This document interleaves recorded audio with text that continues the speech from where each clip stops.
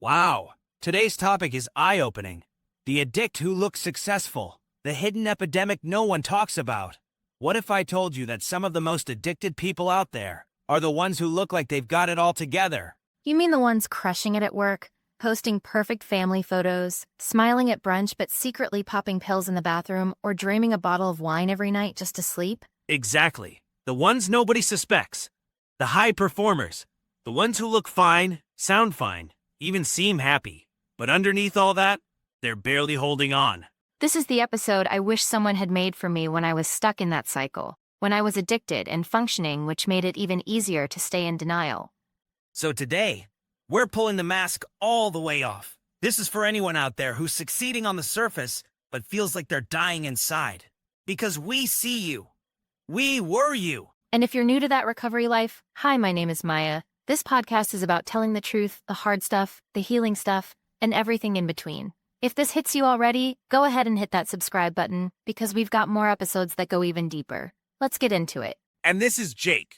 All right, let's define it. Because a lot of people hear high-functioning addict and think, oh, that's not me. I'm not an addict. I've never lost my job. I've never gone to jail. I've never gotten a DUI. Yeah, that was me too. I thought, if I can still get up for work, pay the bills, be there for my kids, then I must be fine. But high-functioning addiction is tricky. It rewards you for being sick quietly. It looks like waking up with anxiety, reaching for that drink just to relax, taking pills to focus or sleep or feel normal, living with this constant sense of dread, and using just enough to stay okay without totally crashing.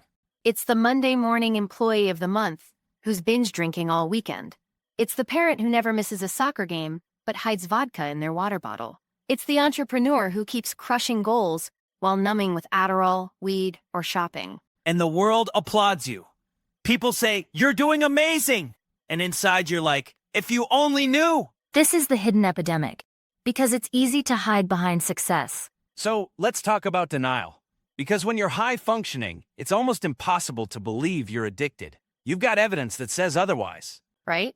No lost job, no criminal record, no intervention. Nobody's showing up with tissues and tears saying, we're worried about you. But here's the thing. Addiction is not defined by how bad things look on the outside. It's defined by how trapped you are on the inside. Say that again. Addiction is not defined by what you've lost. It's defined by what you can't stop, even when you try, even when you want to. And that cycle of quitting on Monday, using again by Thursday, promising you'll cut back. That is addiction. It's the mental obsession, the emotional dependence, the shame spiral. And because everything looks good on paper, you keep telling yourself, I'll figure it out. But you don't, because nobody figures it out in isolation. That's how addiction wins. Here's what people don't talk about enough. The slow death that happens in high-functioning addiction. Yeah, there's no big explosion, no crash and burn. It's 1,000 little moments where you betray yourself. It's skipping family time because you need to use. It's lying about how much you had. It's waking up ashamed and swearing you'll do better, but not knowing how. And the scariest part? You can go years like this, just slowly bleeding out, emotionally and spiritually. Losing joy, losing intimacy, losing yourself. I remember thinking, why do I feel empty all the time? I had everything I said I wanted, the job, the car, the income, and still felt hollow. Because nothing on the outside can fix what's broken on the inside. That's not how healing works. Listen, if you're still functioning, if you're still holding it together, that doesn't mean you're not addicted. And it sure as hell doesn't mean you don't deserve help. This whole idea that you need to hit rock bottom before getting clean, that's a lie. You can stop the fall now. You don't have to lose your marriage, your kids, your career. You can choose recovery before it all goes up in flames. That's actually the smart move. That's what real courage looks like. And if you're thinking, but I've tried to quit before, or no one will believe me because I look fine, we get it. But I promise, when you take that first step and say out loud, I need help, something breaks open. Something shifts. You stop pretending. And in that honesty, the healing begins.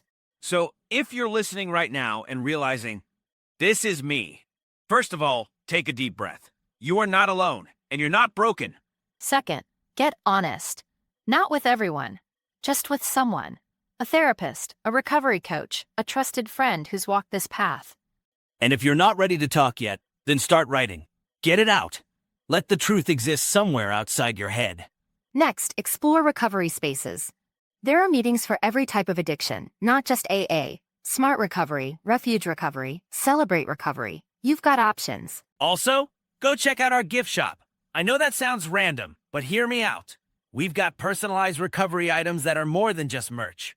They're reminders, wearable anchors, things that say, I'm on this path and I'm proud of it. You can find all of that at thatrecoverylife.com, and every purchase helps us keep this podcast going strong. Let's end on this. Recovery isn't about fixing what's broken. It's about reclaiming what's been buried. Your peace, your joy, your real self. And look, maybe your life looks great from the outside, but what if it could actually feel great on the inside too? What if you could laugh without needing to be high? What if you could sleep without guilt? What if you could be yourself all the way without the mask? Recovery gives you that. It gives you back your time, your presence, your wholeness.